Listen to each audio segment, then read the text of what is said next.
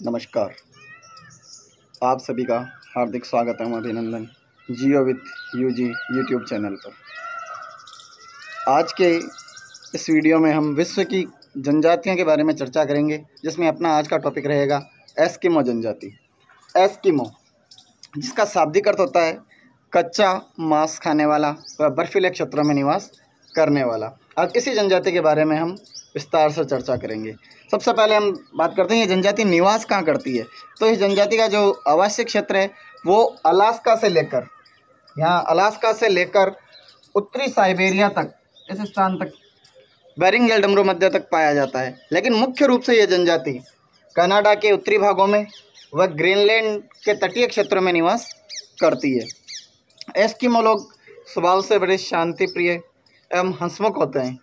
ये जादू टोना, भूत प्रेत आदि में विश्वास करते हैं, तो बड़े ही स्वावलंबी होते हैं।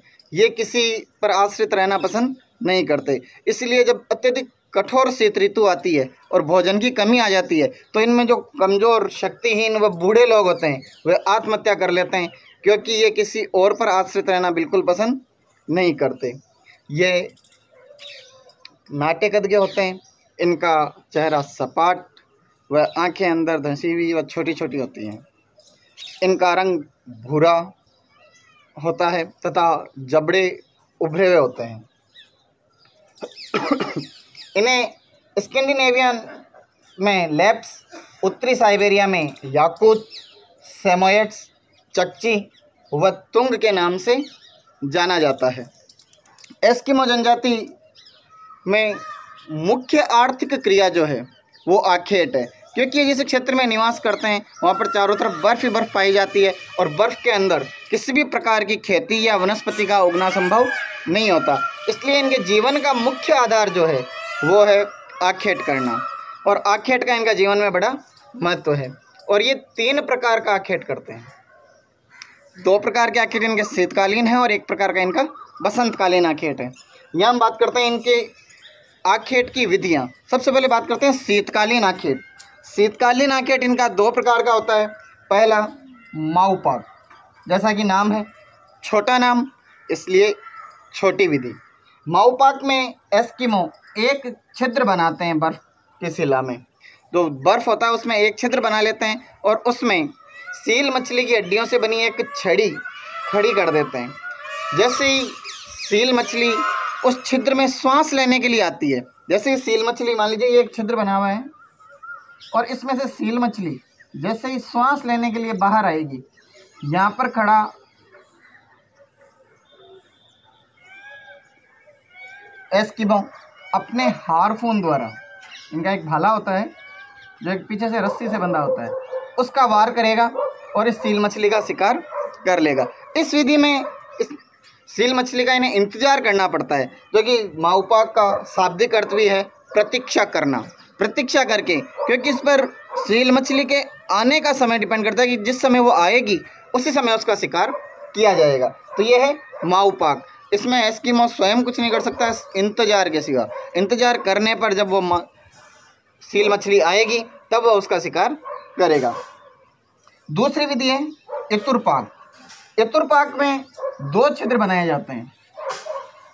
इसमें एस्किमो ललचाता है, लालच देता है। जैसे ये एक छिद्र, ये दूसरा छिद्र। यहाँ एक एस्किमो खड़ा होगा और तैयार रहेगा भाला लेकर, और एक एस्किमो यहाँ रहेगा, ये यहाँ से दाने डालेगा सील मछली को ललचाने के लिए।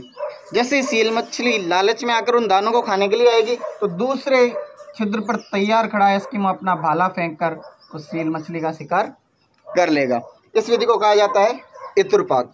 परीक्षा में इन विधियों को लेकर बड़ा कन्फ्यूजन आता है बच्चों के अंदर कि कौन सी विधि में 1 छिद्र होता है और कौन सी विधि में 2 छिद्र होते हैं। तो उसे याद रखने का सबसे सरल तरीका मैं आपको बता देता हूँ कि 1 छिद्र मतलब छोटा, तो माऊपाक, ये नाम छोटा है, 4 अक्षरों का नाम है इसलिए छोटा नाम है, तो 1 छिद्र। 2 छिद्र अर्थात थोड़ा विस्तृत क्षेत्र है तो नाम भी बड़ा, तो इतुरपाक। 5 अक्षरों का नाम है तो बड़ा नाम, इसका मतलब इतुरपाक। इन विधियों के द्वारा ये मुख्य रूप से सील मछली का शिकार करते हैं। दूसरा आता है उतोक। अगला है उतोक। ये एक बसंतकालीन आखेट है। वैसे तो एस्किमो के निवास क्षेत्र में ज़्यादातर शीत ऋतु ही रहती है, लेकिन कुछ समय के लिए, महीने 1.5 महीने के लिए वहाँ पर बसंत ऋतु का आगमन भी होता है, जिस समय हल्की हल्की धूप खिली होती है और कुछ मात्रा में घास आदि वहाँ पर उगाती है। जब घास उगाती है तो वहाँ पर कैरिबो, हिरन, खरगोश, छोटे छोटे जंगली जीव भी वहाँ पर आ जाते हैं। और जब वो जंगली जीव आते हैं तो एस्किमो जो है अपने भाले के द्वारा, तीर कमानों का प्रयोग करते हुए उन सभी जानवरों का शिकार कर लेता है। इस विधि को उतोक कहा जाता है। इस विधि में एस्किमो का एक सहायक भी होता है। केवल एस्किमो अकेला उतोक विधि से शिकार नहीं करता, इसका एक सहायक होता है कुत्ता। इसमें कुत्ता इसकी बड़ी मदद करता है। इस विधि के अंतर्गत सबसे प्रमुख है कि जब सील मछली पानी से बाहर धूप सेंकने के लिए आ जाती है, जब धूप सेंकने आएगी तब एस्किमो अपने कुत्ते की मदद से उसका शिकार कर लेता है। तो यह है उतोक। अब इनके शिकार में 2 प्रकार की नावें काम में ली जाती है। एक का नाम होता है कयाक, छोटा नाव, मतलब छोटी नाव। यह एस्किमो की एक छोटी नाव होती है जो सील मछली और छोटी छोटी मछलियों के शिकार में काम आती है। दूसरी नाव का नाम है इनके उमियाक। देख लीजिए, नाम बड़ा तो नाव भी बड़ी, नाम बड़ा तो नाव भी बड़ी। इस नाव का उपयोग एस्किमो जनजाति अपने जीवन में व्हेल मछली का शिकार करने के लिए करती है। एस्किमो जनजाति उमियाक का उपयोग व्हेल मछली के शिकार हेतु किया करती है। तो ये हुए इनकी शिकार की बातें। अब आते हैं एस्किमो के वस्त्र। क्योंकि बर्फीले क्षेत्रों में निवास करते हैं इसलिए पूरा शरीर ढका होना चाहिए, और शरीर ढकने के लिए पूरे शरीर पर गर्म कपड़ों की आवश्यकता होती है। और ये गर्म कपड़े इन्हें मुख्य रूप से प्राप्त होते हैं सील मछली से, और सील मछली का इनके जीवन में बड़ा महत्व होता है। सील मछली की खाल से बने कपड़े धारण ये करते हैं। लेकिन जब सर्दी अधिक होती है तब ये कैरिबो की खाल से बने कपड़े पहनते हैं, क्योंकि कैरिबो की खाल सील मछली की खाल की तुलना में हल्की व अत्यधिक गर्म होती है। सील मछली की खाल की तुलना में कैरिबो की खाल जो है वो हल्की व अत्यधिक गर्म होती है, तथा ये अपने चेहरे को कवर करने के लिए टोपी में सफ़ेद भालू के समूर का उपयोग भी करते हैं, जो कि इन्हें ठंडी हवाओं से बचाता है। तो ये इनके कपड़े हुए। अब इनके कपड़ों में जो इनके नाम है, नंबर 1 है किमियाक। ये हमारी जर्सी की तरह का एक कपड़ा होता है जिसे ये अपने शरीर पर धारण करते हैं। ये कैरिबो की खाल से बना होता है, तथा इसके ऊपर ये एक और वस्त्र पहनते हैं जिसे अनोहाक कहा जाता है। अनोहाक किमियाक के ऊपर पहने जाने वाला एक वस्त्र होता है जो कि उन्हें थोड़ा सजावटी रूप भी प्रदान करता है। एस्किमो में नर व मादा अर्थात स्त्री व पुरुष दोनों एक ही समान के कपड़े पहनते हैं। इनके आपसी कपड़ों में कोई परिवर्तन नहीं होता है। फिर इनके जूते कार्मिक व मुकलुक्स, ये भी सील मछली की खाल से बने हुए होते हैं और इन्हें बर्फ़ की ठंडक से बचाते हैं। इन्हें कार्मिक व मुकलुक्स कहा जाता है। अब बात करते हैं एस्किमो के मुख्य उपकरणों की। तो इनके मुख्य उपकरणों में हम 2 की बात कर चुके हैं, कयाक व उमियाक। 2 उपकरण इनके जीवन में बड़ा महत्व रखते हैं। एक है हारफून। ये एक भालेनुमा संरचना होती है। भालेनुमा एक हथियार होता है जिसका उपयोग एस्किमो फेंककर शिकार करने के अंतर्गत करता है। ये पीछे से एक रस्सी द्वारा बंधा होता है जो सील मछली की आंत से बनी हुई होती है। स्लेज, ये एक बिना पहियों की गाड़ी होती है। जैसे आपने देखा होगा कि बचपन में हम एक लकड़ी के लट्ठे से खेला करते थे। छोटे बच्चे जब होते हैं तो एक लकड़ी का लट्ठा होता है जिसे रस्सी से बांध कर हम खींचते हैं, हमारी वो गाड़ी हो जाती है। लकड़ी को खींचते रहते हैं, पाइप को खींचते रहते हैं। तो वह इसी प्रकार की एक गाड़ी होती है जो रेंडियर के द्वारा खींची जाती है। रेंडियर के द्वारा इसे खींचा जाता है। कुत्ते हैं, रेंडियर हैं, इनके द्वारा इस गाड़ी को खींचा जाता है। इसका उपयोग मुख्य रूप से एस्किमो एक स्थान से दूसरे स्थान पर परिवहन के लिए करते हैं। क्योंकि बर्फ़ की सतह जो है वो चिकनाहट भरी हुई होती है, इसलिए वहाँ पर पहियों की आवश्यकता नहीं होती। आराम से लकड़ी या व्हेल मछली की हड्डियों आदि से इसका निर्माण किया जाता है और ये आसानी से उस पर फिसलन की वजह से एक स्थान से दूसरे स्थान पर आ जा सकते हैं। तो ये वही इनके उपकरण, हार्पून व स्लेज। अब बात करते हैं एस्किमो के समाज की। एस्किमो एक पितृवंशीय समाज है।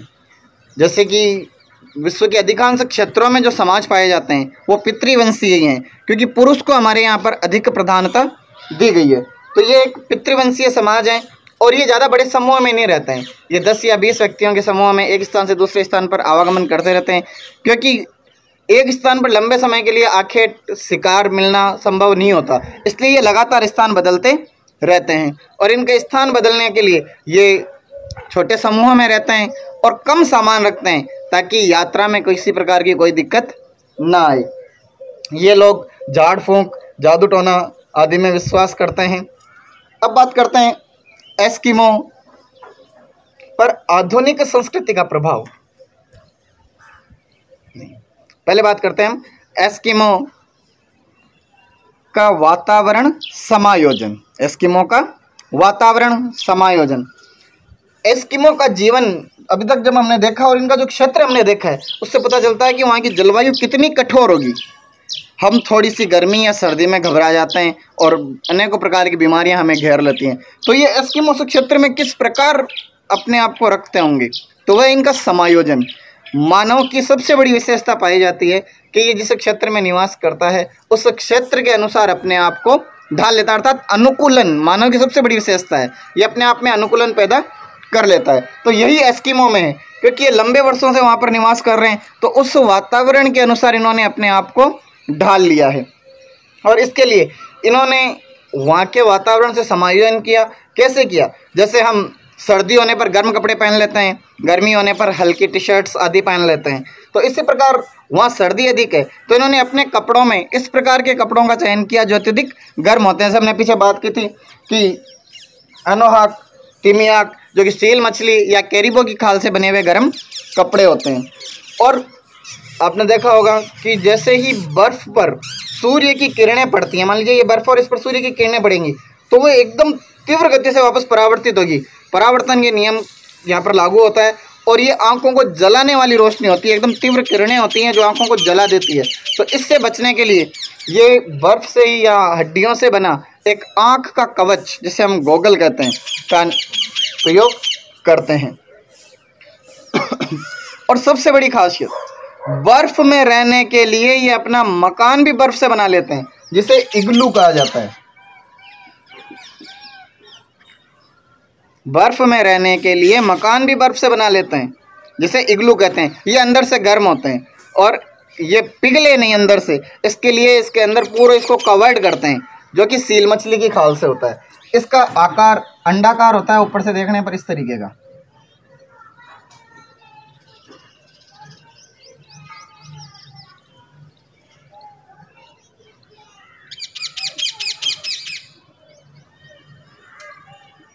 इस प्रकार का इनका इग्लू होता है। ये जितना ज़मीन पर होता है उससे ज़्यादा ये ज़मीन के अंदर होता है और इसमें फिसल कर अंदर की ओर प्रवेश करते हैं। इसे इग्लू कहा जाता है और ये अंदर से गर्म रहता है, इसलिए इनके आवास में कोई दिक्कत नहीं आती। इसके अलावा ये इग्लू के अंदर गर्मी करने के लिए सील मछली की चर्बी को जलाते हैं, क्योंकि सील मछली की चर्बी जो है वो लंबे समय तक जलती है और आसानी से बुझती नहीं है। इसलिए ये सील मछली की चर्बी का उपयोग गर्मी पैदा करने के लिए या कुछ वस्तुएं सेकने के लिए करते हैं। वैसे तो ये कच्चा मांस ही खाते हैं, लेकिन कभी कभी ये पक्का मांस भी खा लेते हैं और उसके लिए सील मछली की चर्बी को जलाकर पकाते हैं। अब इसके बाद जब वसंतकालीन आखेट करते हैं और लंबी दूरी की यात्राएं करते हैं, तो ये सील मछली या व्हेल मछली की खाल व हड्डियों से बने टेंट का इस्तेमाल करते हैं। अब आगे बात करते हैं हम इनके जीवन पर आधुनिकता का प्रभाव। अब मानव आदिम काल से आज के युग में पहुंचा है, तो धीरे धीरे विकास किया है, आधुनिकता के संपर्क में आया। लेकिन आज भी कई जनजातियां ऐसी हैं जो दुर्गम क्षेत्रों में निवास करती है और आधुनिकता के संपर्क में नहीं आ पाई है। लेकिन 21वीं सदी के आते आते अब वे जनजातियां भी धीरे धीरे आधुनिक क्षेत्रों के संपर्क में आ रही हैं। आधुनिक क्षेत्रों की सरकारें उन सब का सहयोग कर उन्हें समाज की मुख्य धारा से जोड़ने का कार्य कर रही हैं। तो 1960 से एस्किमो जो है वह यूरोप वह अमेरिका के नागरिकों के संपर्क में आने लगे, क्योंकि ये दोनों ही विश्व के सर्वाधिक विकसित क्षेत्र हैं और इन्हीं दोनों क्षेत्रों में ये जनजातियां मुख्य रूप से निवास करती हैं। तो ये लोग जब इनके संपर्क में आने लगे तो यहाँ की सरकारों ने, यूरोप व अमेरिका, मुख्य रूप से कनाडा व संयुक्त राज्य अमेरिका की सरकार ने एस्किमो के विकास में अत्यधिक योगदान दिया है। उन्हें चिकित्सा सुविधाएं उपलब्ध कराई है, उनके लिए आवासीय क्षेत्रों का निर्माण कराया है तथा उन्हें समाज की मुख्य धारा से जोड़ने के लिए अत्यधिक कार्य इन दोनों सरकारों ने किया है और इसका प्रभाव भी इनके ऊपर बहुत अधिक पड़ा है। जो एस्किमो पहले स्लेज गाड़ी का इस्तेमाल करते थे, हार्पून का इस्तेमाल करते थे या अन्य छोटे मोटे तरीक़ों से शिकार करते थे, वे अब स्लेज की जगह स्नो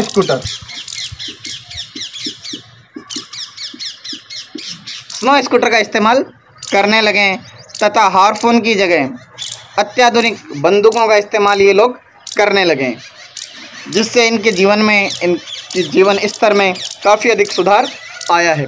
लेकिन कहते हैं जब विकास होता है तो उसका पर्यावरण पर नकारात्मक प्रभाव पड़ता है, उनकी जीवन शैली पर नकारात्मक प्रभाव पड़ता है और यही एस्किमो के साथ हुआ।